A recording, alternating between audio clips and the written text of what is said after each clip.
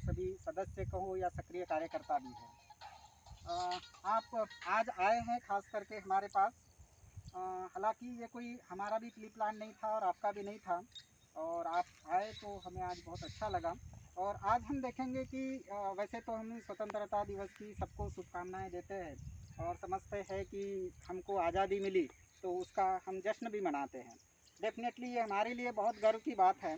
लेकिन वो आज़ादी तो मिल गई, काफ़ी साल हो गए, लेकिन अभी भी कुछ आज़ादी लेना बाकी है। और ख़ास करके हम ग्रामीण क्षेत्र की जब बात करते हैं तो पूरा ग्रामीण क्षेत्र कृषि से ही संबंधित है। तो ऐसे कृषि क्षेत्र से संबंधित हम, हमारे परिवार के लोग, हमारे समाज के लोग जो कृषि पर निर्धारित है, वो आज भी उतने आज़ाद नहीं हैं। और उनको आज़ादी अगर दिलाना है तो डेफिनेटली आज हमारा कर्तव्य बनता है। क्यों?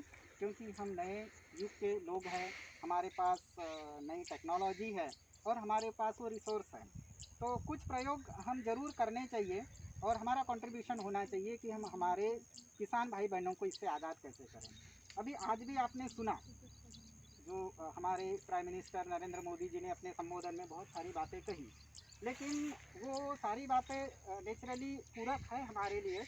लेकिन जो पर्टिकुलर आज़ादी की उन्होंने जो बात की कि अभी तक किसान आज़ाद नहीं था कि अपने माल को वो कहाँ बेचे, उसको मंडी में ही लेके जाना है, वहाँ उसका तीसरा आदमी रेट तय करेगा और उस हिसाब से सेल किया जाएगा। क्योंकि ये बहुत बड़ी व्यवस्था है, ओवरनाइट या बहुत कम समय में इसको बदला नहीं जा सकता। लेकिन जो पॉलिसी जो डिज़ाइन की गई है उसमें दो फैक्टर है। एक है कि उसको मुक्त किया गया कि वो अपना माल कहीं भी बेच सकता है, किसी भी ट्रेडर को बेच सकता है, किसी भी कंपनी को बेच सकता है। साथ साथ ये भी बताया गया कि पहले क्या था, रेस्ट्रिक्शन था कि अगर आप व्यापारी है तो कोई भी इसेंशियल कमोडिटी एक्ट में आए हुए वस्तुएं हैं जो खास करके अन्न धान्य से संबंधित है, उसका भंडारण आप ज़्यादा नहीं कर सकते थे, लिमिट से ज़्यादा। अब सरकार ने कहा कि ये इस कानून को बदल दिया गया, वो भंडारण कर सकते हैं। अब ये हमारे लिए अपॉर्चुनिटी है कि वो अपॉर्चुनिटी हो सकता है कि हमने अगर उसमें इन्वॉल्वमेंट नहीं लिया, अपना कंट्रीब्यूशन नहीं लिया, ये अपॉर्चुनिटी बनेगी ट्रेडर के लिए, बिजनेसमैन के लिए। क्यों? क्योंकि जितना चाहिए उतना वो स्टोर कर लेगा, जब शॉर्टेज हो जाएगा तब बोलेगा मेरे टर्म्स कंडीशंस पे आप ये करो। तो ये उसका ड्रॉबैक है। लेकिन हमारे लिए प्लस पॉइंट क्या है कि हम यहाँ का नहीं, कहीं का भी मार्केट रहेगा तो जितना चाहिए उतना हम दूसरे मार्केट में बेच सकते हैं। तो there is a real competition now. तो ऐसे कंपटीशन में हमको अगर हमारा एक्टिवनेस बढ़ेगा तो हम उसका फ़ायदा लेंगे, अदरवाइज वो फ़ायदा व्यापारी वर्ग को जरूर होने वाला है। तो वो तो खैर पॉलिसी की बात हुई। आज हम देखेंगे कि हमारे यहाँ जो बहुत बड़ा क्षेत्र है वो सिर्फ धान और धान के ऊपर ही निर्भर है। ठीक है, धान की खेती करना ही चाहिए, लेकिन आज ऐसा है कि धान इतना ज़्यादा तैयार होता है कि अगर सरकार मिनिमम सपोर्ट प्राइस पे लेना बंद कर दे, आप सोचिए अपना धान जो पैडी है किसान कहाँ बेचेगा। जो आज रेट मिल रहा है उससे आधा रेट भी उनको मार्केट में नहीं मिलेगा, ये हकीकत है।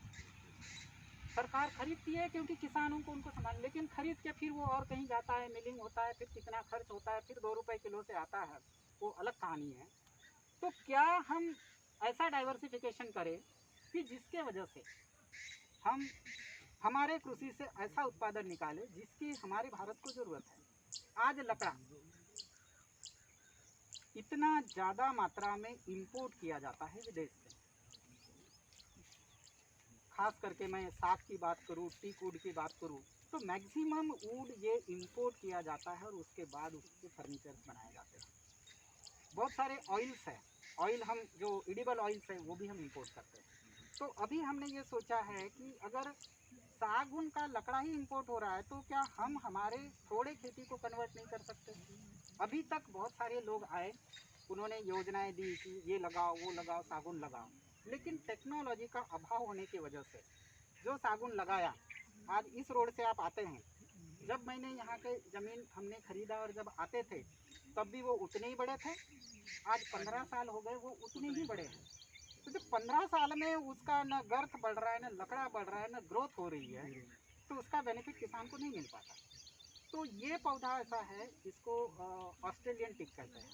ये ऑस्ट्रेलियन टिक का आपने पत्ता देखा होगा, काफ़ी छोटा है। इसकी विशेषता है कि ये ऊपर जब जाएगा तो बहुत ज़्यादा फैलेगा नहीं, तो नीचे से हमने कटिंग कर दी, वो सीधा सीधा जाएगा और उसकी कुछ छाव रहेगी। अब गर्मी में भी ये पौधा हमें छाव देता है। वो टिक तो पूरा झड़ जाते पौधे और उसमें पतझड़ वाला नहीं है, तो गर्मी में तो हमें छाव चाहिए ना, तो वो टेम्परेचर को ये करेगा। दूसरा ऐसा है कि इसके हम रूट बाद में खोल के आपको दिखाएंगे। जहाँ इसकी जड़ें तैयार हुई है वो जड़ें रूट नोडुल तैयार करती है, मतलब ऑक्सीजन देने का काम नेचुरली ये पौधा कर रहा है। आज मोदी जी ने कई जगह किसानों को बोला हाथ जोड़ के, भाई यूरिया को आप कम करो, यूरिया को कम करो।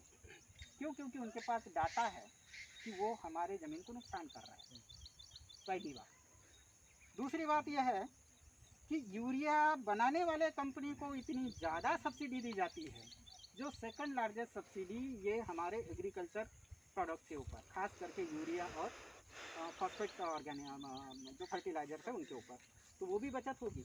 तो ये यूरिया की फैक्ट्री आपके पास तैयार हो गई। क्यों? क्योंकि वो यूरिया दे रहा है। तो ये पौधा हमने 2 साल पहले लगाया था। अब लगाने के बाद में 2 साल में इसकी जो ग्रोथ आई वो आप देख रहे हैं। इसके बाद में इसमें हमने सोचा कि जो बीच में जो जगह है उसका यूटिलाइजेशन होना चाहिए, क्योंकि घास तो आ ही रहा है। तो इसमें हमने ये हल्दी लगा दी।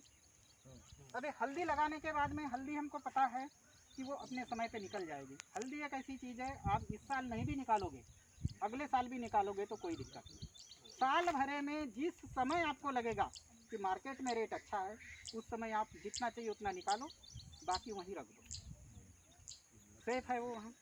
और इसके साथ में ये पौधे का और कोई इस्तेमाल होना चाहिए, इसलिए यहाँ पर ये पौधा डाला है। ये जो पौधा डाला है ये है काली मिर्च। आप सुनते काली मिर्च? Black pepper. ब्लैक पेपर का मसाले में सबसे बड़ा योगदान है।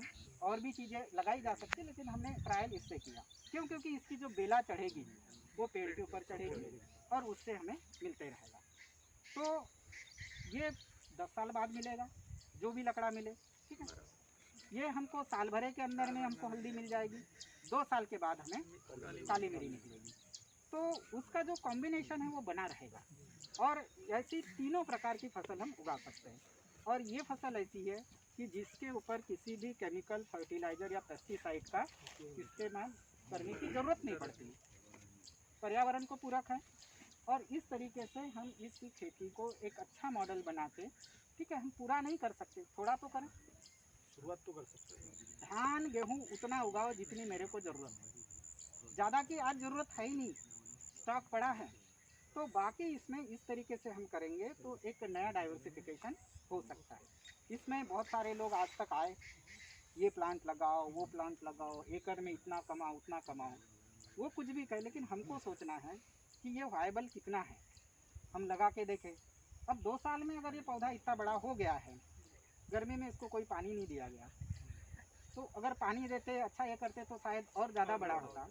तो इस तरीके से हम करेंगे तो पौधे, लकड़ी बनेगी तो बिकेगी ना, हल्दी वो भी बिकेगी, काली मिरी वो भी बिकेगी। तो इस तरीके से हम इसका एक कर सकते। तो इस तरीके से ज़रूरत है हमको नए नए छोटे छोटे प्रोजेक्ट्स को हमको अपने एरिया में लाए और हम किसानों को करके दिखाएं, तब वो किसान समझेगा कि हाँ हमारे लिए कुछ नई चीज़ आई है या अच्छी चीज़ आई है, उसको करना है। तो मैं समझता हूँ आज के दिन हमारा ये संकल्प है कि हम स्वतंत्रता दिवस जो मना रहे हैं, तो फिर से हम अपने किसानों को, उनको आर्थिक आज़ादी दिला सके। तो समझता हूँ कि सही मायने में हम स्वतंत्र हुए और 74 साल के बाद में हम कुछ सोसाइटी को दे सकें। तो इस तरीके से हम आज संकल्प करें कि थोड़ा ना थोड़ा, ऐसा ज़रूरी नहीं कि हर व्यक्ति ने ये लगाना ही चाहिए, लेकिन उसमें हमारा कंट्रीब्यूशन होना चाहिए कि सही में क्या हो रहा है, जो हम देख रहे हैं वो है क्या बराबर, सुन रहे हैं वो बराबर है क्या, वो देखने से मालूम पड़ेगा। और वो हम और लोगों तक पहुंचाएं, जो लोग इधर उधर फंस रहे हैं बेचारे, उनको उनसे बचाएं। हमको वो चीज़ होनी चाहिए कि जो हमारे हाथ में है। लकड़ा बेचना हमारे हाथ में है, ये चीज़ें भी पेरिसेबल नहीं हैं, आप स्टोर करके बेच सकते हैं। तो आप सबको फिर से अपने इंडिपेंडेंस डे की बहुत बहुत शुभकामनाएं, और उम्मीद है हम ऐसे ही मिलते रहेंगे और ऐसे प्रोजेक्ट्स को